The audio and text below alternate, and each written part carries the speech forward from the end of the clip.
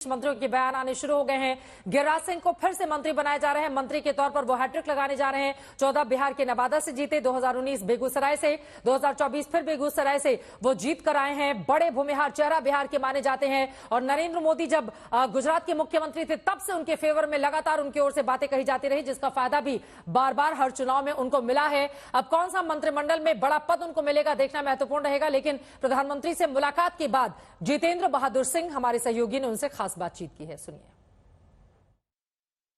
गिरिराज सिंह इस वक्त हमारे साथ बातचीत करने के लिए मौजूद हैं। आप देखिए कि यहाँ पर जो कार्यकर्ता हैं तमाम लोगों से यहाँ मुलाकात कर रहे हैं।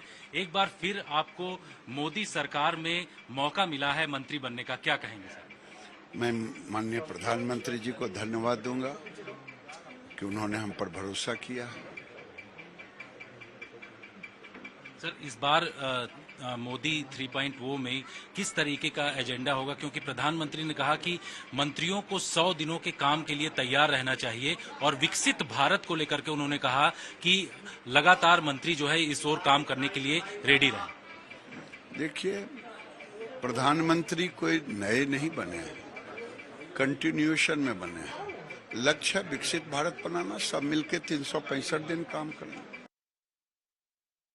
के बयान आने शुरू हो गए हैं। हालांकि बड़ा सधा हुआ यहां पर बोलते हुए, गिरिराज जी ऐसे बोलते नहीं है, लेकिन आज मौका और दस्तूर थोड़ा अलग है तो बड़ा सधा हुआ बोलते हुए दिखाई दे रहे हैं। वहीं सुकांता मजूमदार, उनसे भी बातचीत की है हमारे सहयोगी ने, सुनते हैं उनकी ओर से क्या कुछ कहा गया है आज के इस बेहद खास मौके पर। इस वक्त हमारे साथ हैं पश्चिम बंगाल से बीजेपी सांसद सुकांता मजूमदार जी, जिनको आज नरेंद्र मोदी ने चाय पे चर्चा के लिए बुलाया था। सर, आज आप भी चाय पे चर्चा के लिए गए थे, किस तरह की बातें हुई और किस तरह का रोल आप आगे दे? देखिए, बहुत सारे लोग थे, हम तो छोटे मोटे लोग हैं, बहुत सारे बड़े जो मिनिस्टर रहे हैं ऐसे लोग भी थे। सबको बुलाया गया था जिनको शपथ दिलाई जाएगी। तो मैं वहाँ पे पहुँचने के बाद मुझे पता चला कि मुझे मिनिस्टर ऑफ स्टेट्स बनाया जा रहा है मोदी जी की गवर्नमेंट में। ये बहुत बड़ी, मुझे लगता है बहुत बड़ी चीज़ है। मेरे जैसे एक आम कार्यकर्ता को इतने 10 साल भी नहीं हुए, 5 साल हुए हैं, 5-6 साल के बीच इतना कुछ मिलना, तो ऑब्वियसली इससे आई थिंक मेरी पार्टी ने मुझे बहुत कुछ दिया है। और आगे आने वाले समय में मोदी जी के मार्गदर्शन में काम करना पड़ेगा। मोदी जी का तो ऐसे ही 2 फेजेस से तो सरकार चली रही है, 2 टर्म का सरकार हो गई है, तीसरे टर्म का है, तो नया कुछ नहीं है, वही कंटिन्यूएशन होगा। जो काम, जो रिफॉर्म्स, जो डेवलपमेंट, एंटी करप्शन जो माइंडसेट है मोदी जी की, वो जो उन्होंने पिछले 2 टर्म में करके आए हैं, उसी को आगे लेके जाना है। घाट से जीत कर आए हैं सुकांता मजूमदार, उनसे बातचीत कर रहे थे हमारे सहयोगी। पश्चिम बंगाल में उम्मीदों के हिसाब से तो प्रदर्शन नहीं कर पाई है बीजेपी, लेकिन अब इन तमाम चेहरों के बलबूते उसकी कोशिश जरूर होगी कि वो विधानसभा चुनाव में दीदी को शिकस्त कर पाए। उसको लेकर भी तैयारियां की जा रही है। फिलहाल ये तमाम वो चेहरे आपको दिखा रहे हैं जो मंत्री पद की शपथ लेते हुए दिखाई दे जाएंगे। हमारे साथ 2 सहयोगी लगातार अब जुड़े हुए हैं। अशोक सिंघल भी हमारे साथ जुड़ चुके हैं, ऐश्वर्या पालीवाल हमारे साथ बनी हुई है। अशोक, अब तो बहुत ज्यादा समय नहीं रह गया, आपके सूत्र क्या जानकारी दे रहे हैं? जिन जिन चेहरों को चाय पर बुलाया गया था, अब उनके घर पर क्या तैयारियां चल रही हैं राष्ट्रपति भवन जाने के ठीक पहले?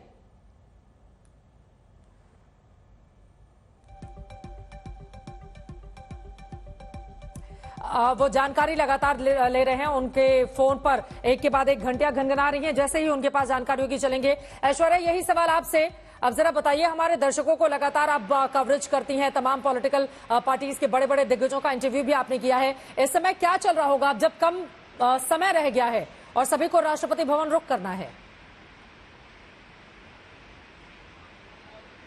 देखिए, मैं आपको बता दूं, सिक्योरिटी का जो अरेंजमेंट है वो बहुत ही पुख्ता है। सिर्फ आज से नहीं, पिछले 2 दिनों से जो पूरा इलाका है, उस पूरे इलाके के अंदर हर गाड़ी की चेकिंग हो रही है। और वो जो पूरा इलाका है वो नो फ्लाइंग जोन बना दिया गया है, यानी कि ना तो कोई वहां से एयरक्राफ्ट जाएगा, ना ही कोई ड्रोन जाएगा। और इसके लिए बहुत स्ट्रिक्ट मेंटेनेंस किया जा रहा है। जो दिल्ली की पुलिस के जो चीफ है, कमिश्नर जो है दिल्ली पुलिस के, वो भी इस पूरे इलाके के अंदर कंटिन्यूअसली हर 2 घंटे के अंदर जा रहे हैं और चेकिंग कर रहे हैं कि कहीं ना कहीं इन सब चीज़ों को बहुत पुख्ता रखा है। जो इन्विटेशन कार्ड जिन लोगों को दिए गए हैं, क्योंकि जो सेरेमनी है वो 7 बजे की है, तो लोगों को कहा गया है कि आप 5 साढ़े 5 बजे तक पहुंच जाइए, क्योंकि बहुत लंबी कतार होगी। और उन लोगों का भी अंदर घुसने के बाद सिक्योरिटी का जो अरेंजमेंट है वो बहुत पुख्ता है। और मैं आपको बता दूं, अंदर एनक्लोजर्स होते हैं, यानी कि वीवीआईपीज अलग होते हैं, वीआईपीज अलग होते हैं, और जो स्पेशल लोग होते हैं वो अलग होते हैं। जो लोग बाहर से आ रहे हैं उनके लिए भी एक अलग से एनक्लोजर बनाया जाता है। तो लाइनें बहुत सारी अलग अलग होती हैं, लेकिन चेकिंग जो है वो इस समय बहुत पुख्ता रखी गई है। चित्रा, और यहाँ पर जो तस्वीरें सामने आई हैं, देखिए सबसे लास्ट रो में दिखाई दे रहे हैं केरला में, चूंकि पहली बार भारतीय जनता पार्टी का खाता खुला है। ये तस्वीरें हम दिखा रहे हैं। बिल्कुल कोने में बीजेपी के state general secretary George Kurian बैठे हुए हैं, जिन्होंने आज की प्रधानमंत्री नरेंद्र मोदी के साथ चाय पर चर्चा की ये मीटिंग अटेंड की है। तो जम्मू से जितेंद्र सिंह की लॉटरी लगी है, फिर से वो मंत्री बनाए जाएंगे। तो केरला में खाता खुलने का इनाम भी मिल रहा है जॉर्ज कुरियन को।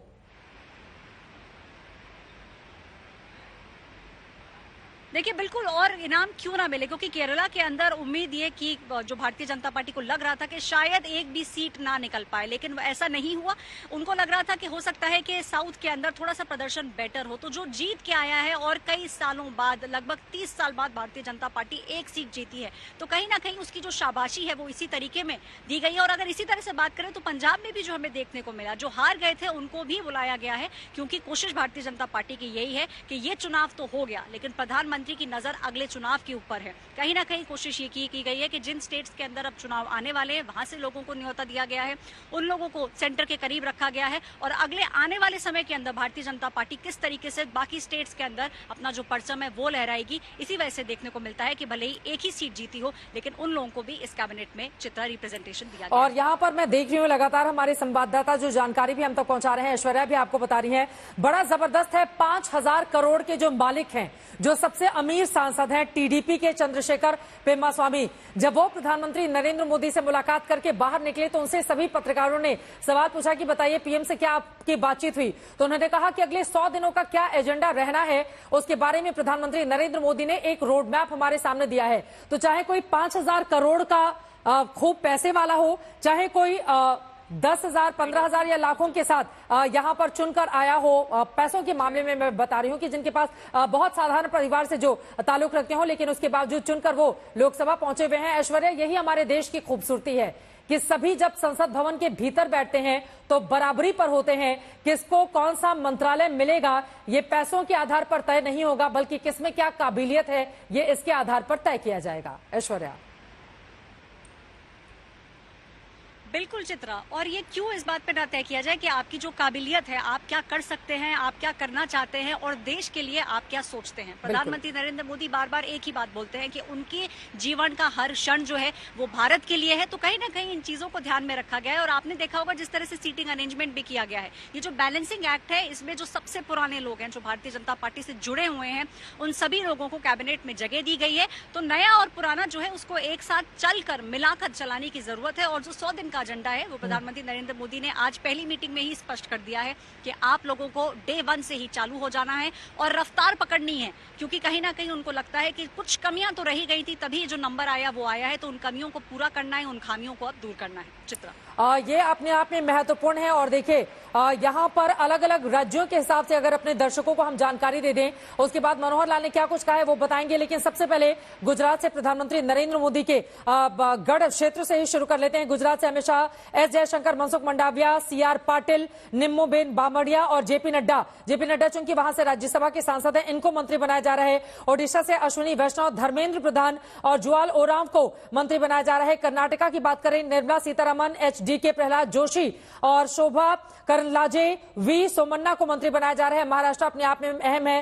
पीयूष गोयल, नितिन गडकरी, प्रताप राव जाधव, रक्षा खड़गे महिलाएं, रामदास अठावले, मुरलीधर मोहल, इनको मंत्री बनाया जा रहा है। महाराष्ट्र से कुल 6 लोग बन रहे हैं। गोवा से श्रीपद नाइक बन रहे हैं अकेले। जम्मू कश्मीर से जितेंद्र सिंह बन रहे हैं। मध्य प्रदेश से 4 लोग बनाए जा रहे हैं। शिवराज सिंह चौहान, ज्योतिरादित्य सिंधिया, सावित्री ठाकुर, वीरेंद्र कुमार। उत्तर प्रदेश से 9 लोग बन रहे हैं।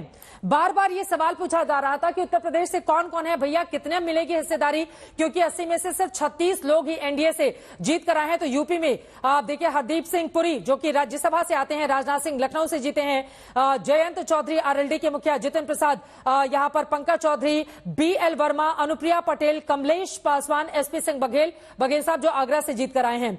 बिहार की बात करें, चिराग पासवान, गिरिराज सिंह, जीतन राम मांझी, रामनाथ ठाकुर, ललन सिंह, नित्यानंद राय, राजभूषण, सतीश दुबे बिहार से कुल 8 लोगों को मंत्री बनाया जा रहा है, उत्तर प्रदेश से कुल 9 लोगों को बनाया जा रहा है, अरुणाचल प्रदेश से किरण रिजिजू को बनाया जा रहा है, राजस्थान से 4 लोग हैं, गजेंद्र सिंह शेखावत, अर्जुन राम मेघवाल, भूपेंद्र यादव और भागीरथ चौधरी हैं, हरियाणा से एमएल खट्टर साहब हैं, राव इंद्रजीत सिंह हैं, कृष्णपाल गुर्जर, इनको यहां पर जगह दी गई है। वो तमाम चेहरे भी हम आपको टीवी स्क्रीन पर दिखा रहे हैं।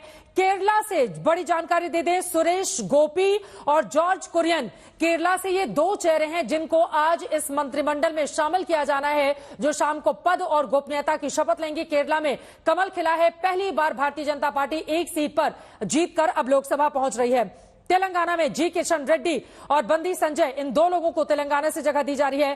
तमिलनाडु जहां पर एक भी सीट नहीं मिली है लेकिन वोट प्रतिशत भारतीय जनता पार्टी का बढ़ा है, वहां से एल मुरुगन को तमिलनाडु से उनको प्रतिनिधित्व दिया जा रहा है। झारखंड से संजय शेठ हैं, अन्नपूर्णा देवी हैं, छत्तीसगढ़ से टोकन साहू हैं, आंध्र प्रदेश से चंद्रशेखर पेन्नासामी, राममोहन नायडू और श्रीनिवास वर्मा, ये तमाम आपको दिखा रहे हैं। वेस्ट बंगाल से 2, पंजाब से 1, असम से 2 और उत्तराखंड से 1, दिल्ली से 1। हिमांशु मिश्रा हमारे साथ, हमारे सहयोगी जुड़ चुके हैं। हिमांशु, अब पूरी लिस्ट सामने आ गई है, जहां पर किसकी कितनी भागीदारी, किसकी रहेगी हिस्सेदारी, वो तमाम तय कर दिया गया है और अब इंतजार किया जा रहा है कुछ देर का। फिलहाल ये बताइए, जिन जिन लोगों को मंत्री बनना है, क्या कर रहे हैं अभी ये लोग, तैयारी क्या है उनके खेमे में?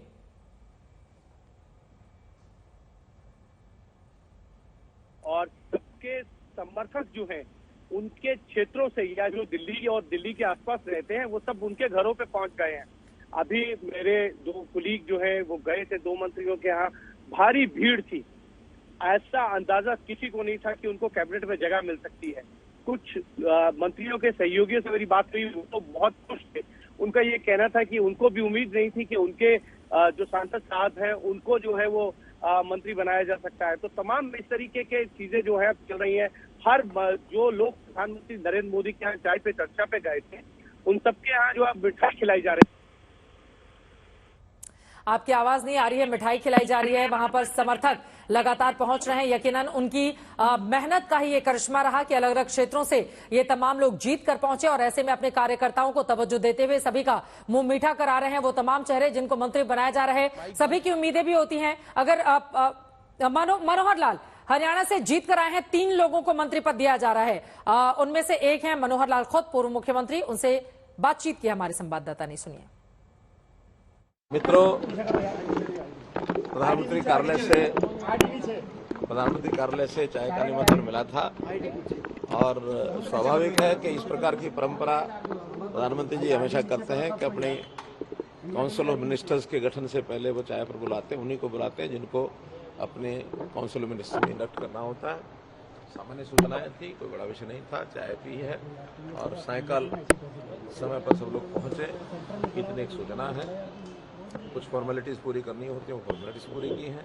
बाकी की जानकारियाँ उन्होंने ये जरूर कहा कि अभी 24 घंटे इसके बाद भी यहीं रुकना है, ताकि और भी कोई मीटिंग होगी, कुछ होगा तो वो करेंगे। और आपको बड़ी खबर ये भी दे दें, बीजेपी के जो एमपी केरला से चुने गए हैं वो थोड़ी देर पहले ही पहुंचे हुए हैं अभी दिल्ली। और उनसे जब पत्रकारों ने सवाल पूछा तो उन्होंने कहा कि पहले शपथ ले लेने दीजिए, उसके बाद ही मैं आप लोगों से बातचीत करूंगा। तो कुल मिलाकर मंत्रिमंडल तय हो चुका है। शाम 7:15 बजे का ये वक्त जब ये तमाम चेहरे पद और गोपनीयता की शपथ लेते हुए दिखाई देंगे और निर्धारित करेंगे अगले 5 सालों तक हिंदुस्तान का क्या रहता है भविष्य। नरेंद्र मोदी पंडित नेहरू के रिकॉर्ड की करने जा रहे हैं बराबरी।